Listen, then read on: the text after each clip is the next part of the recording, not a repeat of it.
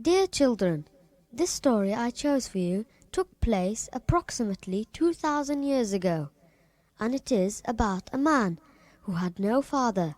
He only had a mother. His mother never had a husband or married. She was a very righteous, pious young woman. She came from a very respected, honored, and religious family. The story is mentioned in the Holy Quran, and it is a very nice story. The mother was called Maryam, Mary, daughter of Imran, and her son was called Isa ibn Maryam, Jesus, the son of Mary. Maryam, after her hard trial, finally gave birth to baby Isa, alone nearby a date tree. The birth of baby Isa was a miracle of Allah, since when Allah decides a thing, His command is be, and it is. As with the miracle of Prophet Adam, whom Allah created from clay, and then commanded to him to be, and he was. When Maryam carried baby Isa back to her family, they were shocked and amazed. They became upset with her and inquired, but she didn't answer them.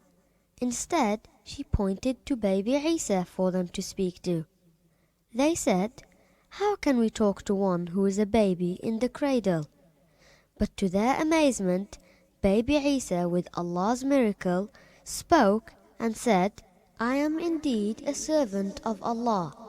He hath given me revelation and made me a prophet, and He hath made me blessed wheresoever I be, and hath enjoined on me prayer and charity as long as I live. He hath made me kind to my mother, and not overbearing or miserable. So peace is on me, the day I was born, the day that I die, and the day that I shall be raised to life again." This was the miracle birth of Jesus, who grew up to become a messenger and prophet. Allah revealed to him the Injil, Bible, to guide His people to the path, that of the worship of the one true God, Allah. Isa had many miracles to perform, which were and still are proof of his prophecy. He healed the sick, healed the blind and the leper. He could raise the dead and could tell the people what they ate and stored in their homes.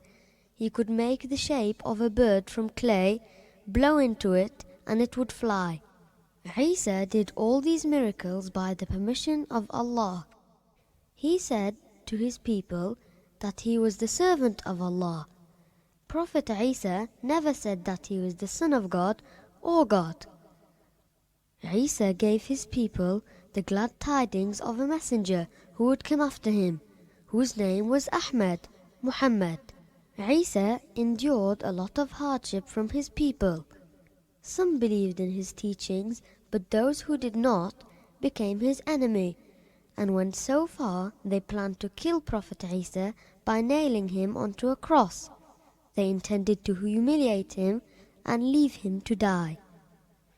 How could these cruel men do such a thing to a person who carried love to them and wanted to direct them to live a happy and peaceful life? Instead, Allah the Almighty saved Prophet Isa by raising him up to heaven, and when the enemy came to take Isa, they, by a miracle of Allah, mistook him for another person whom they crucified instead. Allah made this person appear to them as Isa. As always, the enemy of Allah plots, but Allah plots better. The Prophet Muhammad, peace and blessings be upon him, in his hadith told us that the Prophet Isa will descend to earth before the end of life, and he will be a fair and just Muslim leader. May Allah the Almighty bless Prophet Isa and his mother Maryam, and make us of the fortunate ones who will be amongst the prophets, martyrs, and the righteous in paradise. Ameen.